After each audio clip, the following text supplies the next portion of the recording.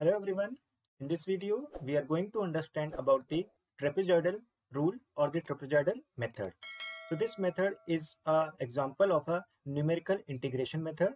So we will take a working example to understand this method, and at the end of the video, we will see that how we can implement this method using a C program. So let's start. Now before moving to the trapezoidal rule, let's understand some of the basic things. So you have studied this in your plus 2 classes that what is integration? Integration is a method to find the area under the curve fx and the x-axis between 2 points, let's say A and B. So here you can see you have the fx curve and here you have the 2 points A and B. So the area, that is this area, it is the integration of this function fx under the point A and B. Okay, so this is the meaning or the physical meaning of the integration. It gives us the area between the curve fx and the x-axis between the 2 points, and it is denoted by this way: fx integration between A and B. Now next thing is, what is numerical integration? So actually sometime it may happen that if we integrate this function fx, then we may not get some known function or the function which is a closed function. So at those points or in those scenarios, we use numerical integration. So numerical integration process will also give me the integration of this function between 2 points A and B, but it will always give me a simple value, okay, or numerical value. Whereas the integration that we have studied in your plus 2 classes, in that whenever we integrate this function fx, we will get some a function, okay, and then we can find the answer by putting this A and B limit. But in numerical integration cases, we will get a simple numerical value. So before moving to the numerical integration methods, let's understand how these methods work. So numerical integration says, let's say you have this function fx and you have to find the integration of this fx between the A and B point. So what you will do, you are essentially dividing this A to B interval into small intervals. And how many intervals are there? There are n such sub intervals. That means you will divide this A to B interval into n parts. Okay, so there will be n intervals between this big A and B, and all these intervals will be of length h.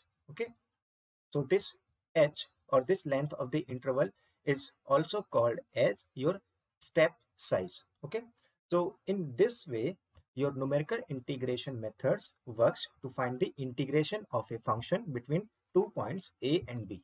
So these are the different numerical integration methods: trapezoidal rule, Simpson 1/3 rule, Simpson's 3/8 rule, and Vidal's rule, and Boole's rule. So all these formulas are actually the special form of a formula called Newton-Cotes formula. Okay, so this is just for your knowledge. Now we will see in this video that how this trapezoidal rule works. Okay, and in the other videos we will understand that how these other methods works. So before going to the trapezoidal rule, let's understand what is the basic thing that is behind all these rules. So as I told you, you have to divide this A and B interval into n sub intervals, and each of these interval is of length h, right? And these h are of equal size. Okay, so you can say that this point A will be called as x0, this will be your x1, then this is your x2, and so on. So last, this point will be your xn. Now corresponding to this A point, we have this value which is cutting this fx. So this will be treated as this y0, this will be treated as y1, this is y2, and so on. So last will be your yn. Okay, now normally when we apply the numerical integration method, then as the input in the question we are given the some of the values. For example, we are given the function for which we have to apply the numerical integration method, and the limits or the point A and B, and the third thing is given that in how many parts or how many sub intervals we can divide this limit A and B. Okay, that is we are given the value of n. Now by these values we have to find actually the value of h. So how you can find the value of h using the A, B and n? So as you can see here, we have the function fx and 2 points A and B as 2 and 22. the number of subintervals is given as n equal to 5. That means we have to divide this complete, this is b actually, this is not b. So we have to divide this complete a and b, that is 2 and 22 size, into n equal to 5, that is 5 intervals. So this is your first interval, second, third, fourth, and last is fifth. So then if you are asked what is the value of h, that is what is the interval gap, so you can easily find out. How? You can just find the length of this interval from a to b. How? You can just subtract 22 minus 2 and you can divide this by 5, that is n. Then you will get 4 as the interval size, that is value of h. So that means the formula for h is b minus a upon n. So with all these knowledge, let's understand how this trapezoidal rule works with a working example. So here is the question. We have to evaluate this, that is we have to evaluate x cube between the limit 0 and 1. So the 0 is the lower limit, 1 is the upper limit. So we have to evaluate this integral and using trapezoidal rule. And this is given in the question that we have to divide this 0 to 1 limit or 0 to 1 range into small intervals. And how many intervals in which we have to divide? It is 5. Okay, so we have to break down 0 to 1 range into 5 small sizes pieces. Okay, so this is the formula for the trapezoidal rule. If we have to integrate fx between this a and b, the formula says h by 2 multiply, you have to find the sum of y0 and yn, then plus 2 multiply the sum of all these terms. So what was this y0, y1, y2? We had seen that this is the function fx and this is the a and b point. So this point on the x-axis are x0, x1, x2 and so on. Okay, and these are the values at the x0 point for this fx function, which is called as y0, y1, y2 and so on till yn. So these y0 to yn values we have to use in our formula, and we have to use h also. That means to find the integration between a and b, we have to find these values of the y and value of the h. So let's see how we will proceed with the trapezoidal rule. So in this question we are given the value of a, b and the n is this, and we are given the function also, that is x cube. Now we have to find first the value of h. So the formula for h is b minus a upon n. So value of b and a is 1 and 0, 1 minus 0 upon n is 5. So after evaluating this, we got h 0.2. So this is the interval size or the step size. So as we saw in this formula that we have to find the value of h and the values of various y's. So we have find the value of h. Now we have to find the value of these y's. Now the question is, to find the value of y, we have to put some values of the x, that is x0, x1, x2 in this given function. Then only we can find the values of the y0, y1 and so on. So how we will find these x0, x1 and x2? So you can see here this x0 is equal to a. And what is this x1? So this x1 can be written as a plus h. H is this interval size or the step size. Likewise, what is the value of this x2? You will say this is h. Okay, so this x2 can be written as a plus a means this one, and this h plus h will be 2h. Likewise, the last value, that is xn, it can be written as a plus n into h. Okay, so this way we will find the values of these various x, and then we can easily find the values of y0 to yn. So we will write all the values of the x and y in this tabular form. So what is the initial value? That is, we have to find this x0. So x0 is equal to a only. Okay, so this is 0. Now we have to find x1. So x1 is this value of a plus this h. So 0 plus 0.2. What will be it? It will be 0.2. Now x2 will be your initial value of a, that is 0 plus the multiplication of 2 into this, that is we have to add this h 2 times, that means it will be 0.4. So it will be 0.4 and so on. If we find the other values, we can easily find. So these are the other values of the x. Okay, all these values are in the gap of 0.2, that is this interval size. Now we have to find the various values of the y, that is y0 to yn. So how we can find these values? we have to use this function f of x, which is given to us. So this fx is actually y. Okay, so we can write as, if we have to find y0, that means we have to find function value at x0 point. So that means we have to put x0 in this x cube. And what is x0? It is 0. So 0 cube will be 0. So this is your 0. Okay, now we have to find y1. y1 mean function value at 0.2. So 0.2 cube will be 0.008. Likewise, we can easily find the values of y2 to last yn. This is actually y5. Okay, so y2 will be function value at x2 and it will be 0.4. This is 0.4 whole cube. So this will be 0.064. And likewise, we have found the other values of the y's. So I have written all the values of the y also here. So these are the values of the x and the y's. So now we can use all these values in our formula as needed. So let me write all these values in a more clear manner. So these are the values of the x and the y that we have calculated. So this fx is actually your y. And these values are your y0, y1, y2, then y3, then y4, and so on till y5. Now let's apply the formula. So as you can see in this general formula, we have h by 2, then we have the y0 and yn. So this y0 is the first value of the y and this yn is the last value of the y. Then the remaining values, they are actually added y1 to yn minus 1 and then they are multiplied with 2. And all these answer, okay, this is finally getting multiplied by h by 2. Okay, so let's see how we will use in our example. So as we have seen the formula, these y0 and y5, these are the first and the last value of the y. Okay, then plus 2 multiply all these values. Okay, y1 to y4. So this is y1 plus y2, y3 plus y4 multiplied by 2. And then whole is multiplied by h by 2. Okay, so let's put all the values of these y's.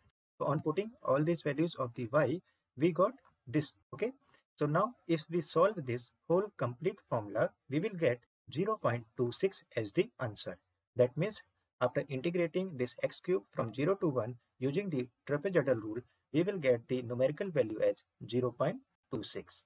Now here one thing to note is, if you want to integrate this x cube from 0 to 1 using the formula that you have used in your plus 2 classes, then what value you will get?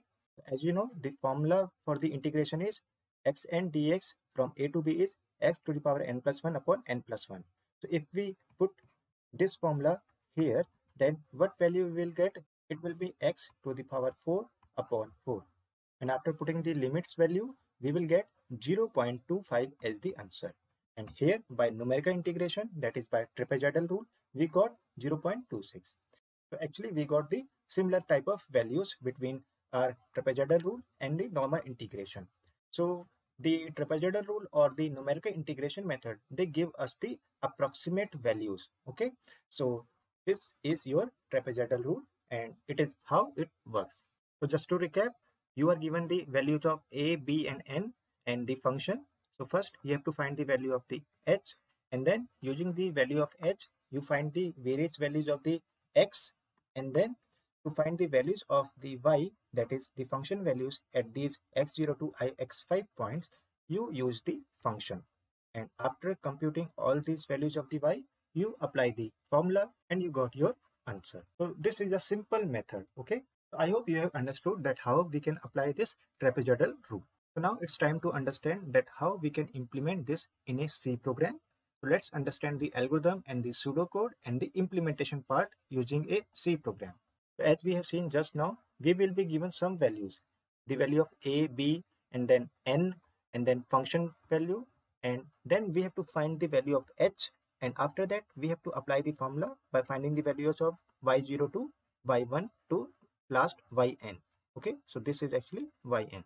So accordingly, we have to first ask the user the value of n, the values of a and b, that is the upper and the lower limit. Okay, now we have taken this function value directly in our program. Okay, we will see that, for example, this function is x cube, then we will directly write this function in our C program. Okay, so we are not asking this function from the user. That's why I have not written, or I have not taken this function as the input from the user. So after finding, or after getting all these values from the user, we have to find the value of h using this formula. So this is b minus a, and this is your n. Okay, now next thing is we have to find the values of y0 to yn. Okay, and after that, what we will do, we will apply the formula and then we will print the result. And this is the formula for the trapezoidal rule.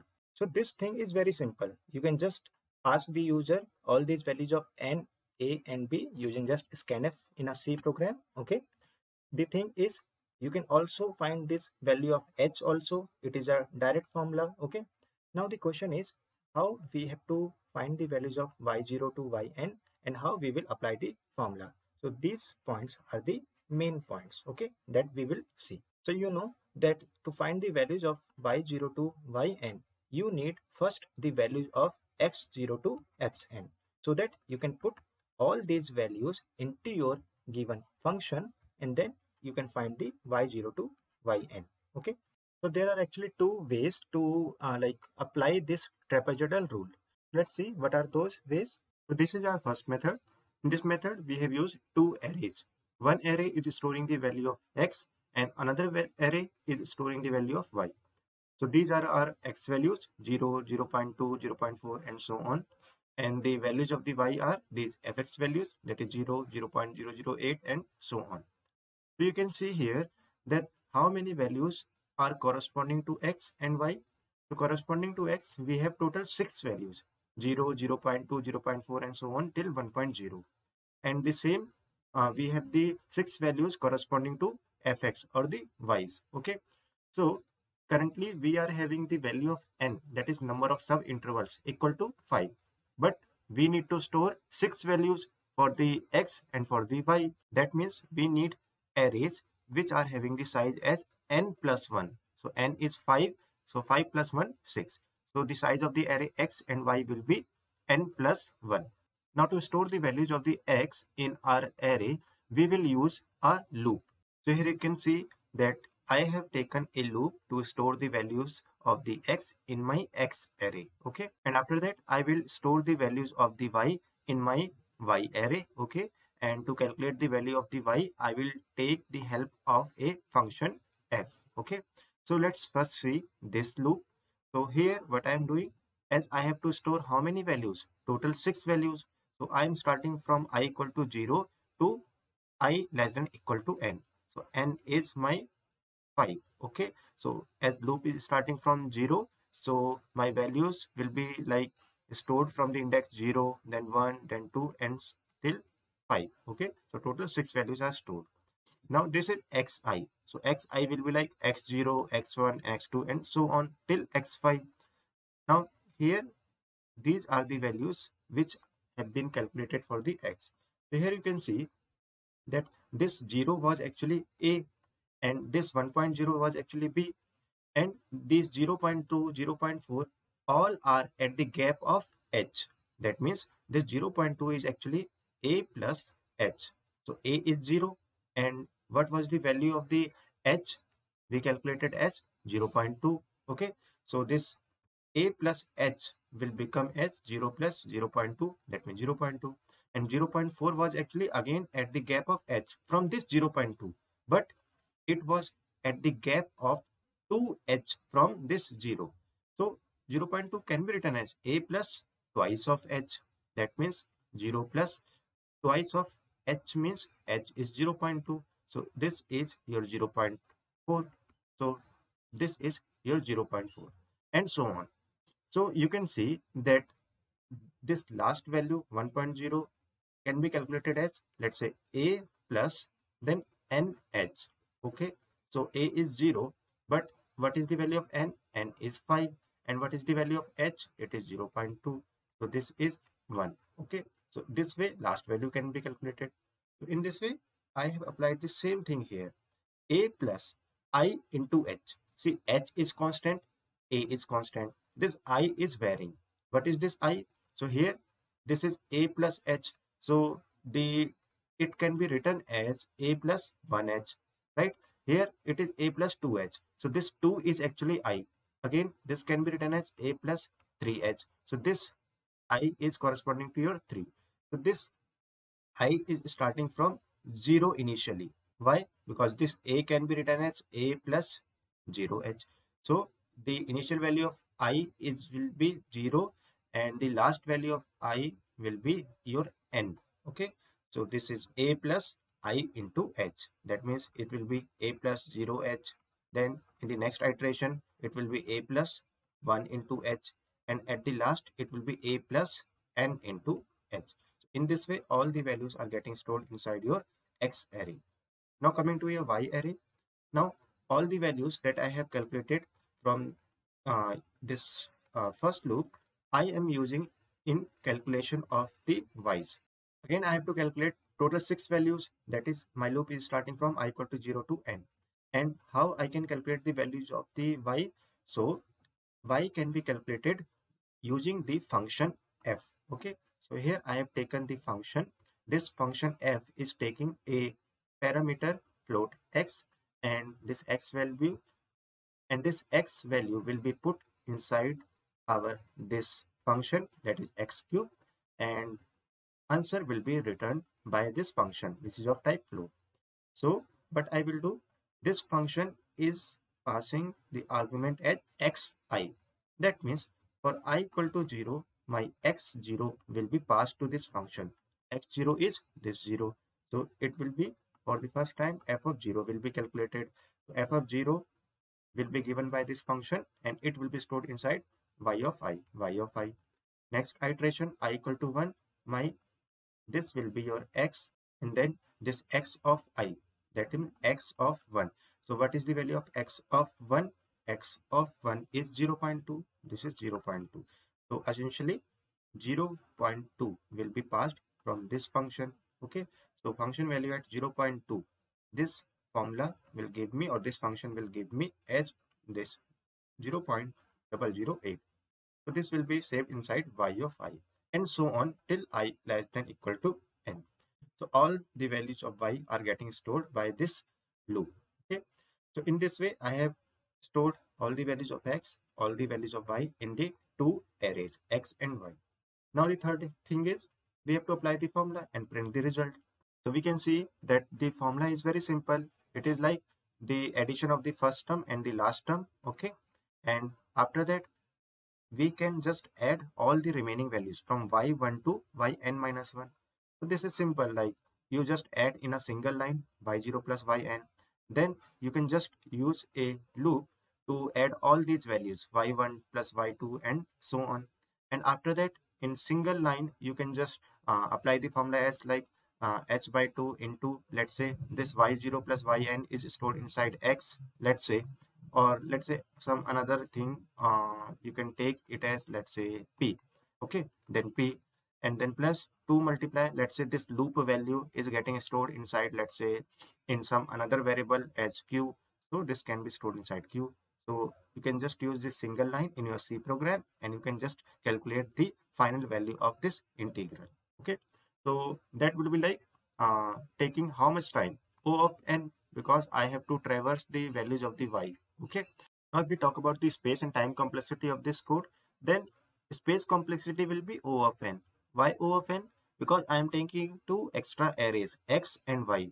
So this is of order of n, this is of order of n. So two extra arrays I am using to store the value of x and y. So space complexity will be order of n. And the time complexity will be again order of n. Why? Because I am running this loop how many times? N times. Okay, so this is order of n complexity, and this loop is also running order of n times. And when we will apply the formula, again we have to traverse this whole array of the y so that we can apply the formula. So that will be of order of n. So all will be like order of n plus order of n plus order of n. Total will be like order of n, although there will be a constant, but that will be okay. The total complexity or the time complexity will be order of n. Okay, so this was our first way. Now in the second way, we will see that we will change, or we will convert this space complexity to the order of 1. That means we will not take any extra space, and our space complexity will be order of 1. Time complexity will remain as order of n in our second way also. So let's see what is the second way and how it is getting optimized. So we will directly be computing this y0 to yn values, and we will directly be using them into our formula. Okay. So I will not be using any extra arrays, that is x and y arrays. Okay. So let's see how we can do that. So essentially what we have to do, we have to actually apply this formula, and now it is up to the user that how he can implement this formula. Okay. So what we will do, we will take a function into our C program, okay, that I have told you. This is your actually f of x. We have the function float find value at, and x value will be provided to it, and then we will be computing the value of the y corresponding to x. So this formula is something like, we are providing x0 and then it is giving me y0. When I will be giving this 0.2, that is x1 as the input, then it will be giving me y1, that is this value, and so on. Now in the formula you can see that these two values are actually holding some unique value. What is the unique property or the unique value in them? So this y0 is the initial value corresponding to this x0, okay, and what is this y5? This y5 is the last value, that means corresponding to your 1.0, or you can say corresponding to b value, and these are the remaining values. Okay, so I will be writing this code. What is this code? So this is actually your sum of two values. So find value at a. So this is actually your y0. You know, you will be given in the question a as 0 and b as 1, as we have seen in our example. Okay, at a point we will be finding this answer, and similarly we will be finding the value of the function at b. So this will be giving me the y5 in our given question. So this addition of y0 plus y5 we have calculated, and we have stored inside this sum variable. Okay, so this is stored inside sum. Now in the next process we will find this y1 to y4 values sum. Okay, and this is the code to find the sum of from y1 to y2, y3 and y4. So for this we have used a loop. Why we have used a loop? Because we do not know how many values we have to add. Because for this example there are y0 to y5 values, but if the interval size or the number of intervals they are more than 5, let's say they can be like 20, then you will have many values of the y, and then it will not contain only these values from y1 to y4. It will contain many values after this y4 also. So we have to add them again and again. So for that the best way is use a loop. So after finding this sum by this line, and after finding the sum using this loop, what we will do, we can just add them. Okay, add these answers and then multiply by hy2. And what I will do actually, I will add this complete answer directly inside this sum. Okay, here you can see I am writing sum equal to sum plus. So let's see how we can do that all this. So currently we have some values as y0 plus y5, that is this answer. Now here you can see I have to add this y1 to y4, and who can give me this y1 y2 values? There is a function find value at. This will give me those values. Okay, so you can see here inside this loop I am saying sum equal to sum plus 2 multiply this find value at. So actually what I have done, I am saying that you can rewrite this to multiply this whole thing as 2 into y1 plus 2 into y2, 2 into y3 plus 2 into y4. Yes, you can write this way also. So I have used this thing here. So what I am doing, firstly we have to start from your which value of x? X1, and then x2. So at x1 we have to find y1. So this find value at I is giving me those values of the y. So what should be the initial values of the I? It should be x1. Okay, and what is this x1? This is 0.2. And how we can calculate this 0.2?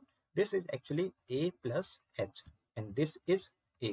Okay, the same way this 0.4 was a plus 2h. Similarly, this is a plus 3h and this is a plus 4h. That is, I have to start from a plus h and I have to run a loop before this b. That is, I will run till a plus 4h. So the same thing I have written as from a plus h I am starting and I am running this loop till I is less than b. So you can see this I as this x values, various values of the x, x1, x2 and so on. So I am generating the x1 and x2 from this I, okay, and then I am using those here. So for the first time I will be a plus h, that is it is 0.2. So for the first time I am saying the previous values of the sum plus 2 multiply this find value at, I am writing this as f, okay, for the time being, f at 0.2. Okay, so f at 0.2 will be your this value, okay, 0.008. Then 2 multiply this will be your sum answer and it is added with the previous sum.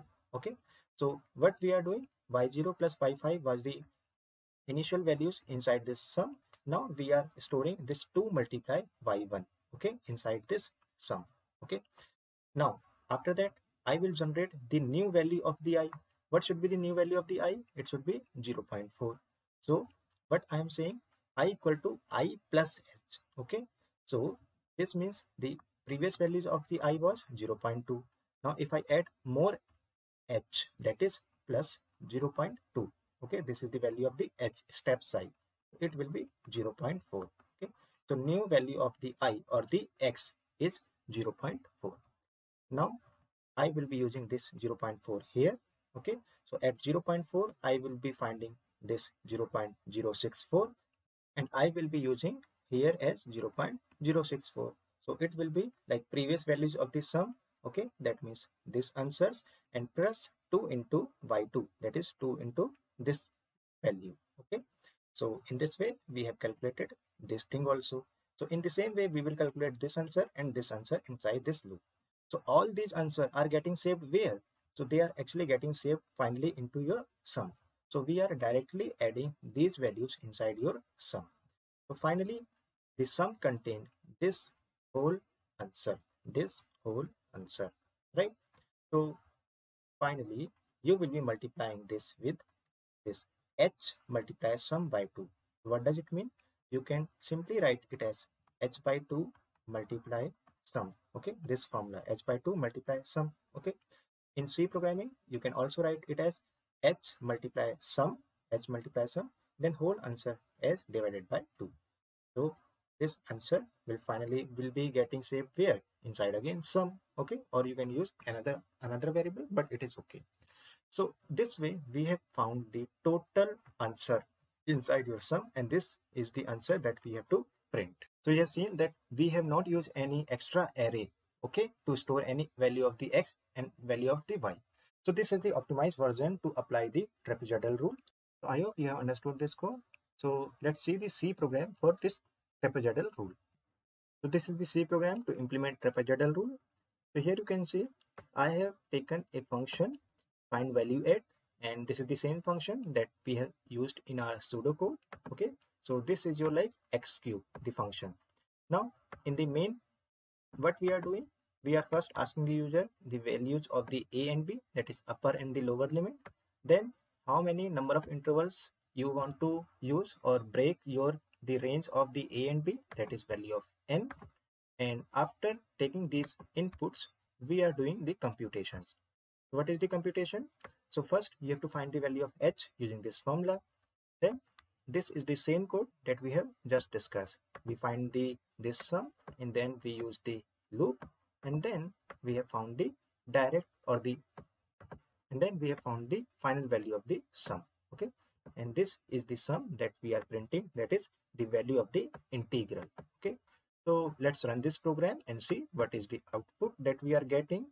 So I will enter the value of a and b as 0 and 1 as we have seen, and the number of intervals is 5. Okay, so here you can see we are getting the same value 0.26. Okay, I hope you have understood how the C program will be used to implement this trapezoidal rule.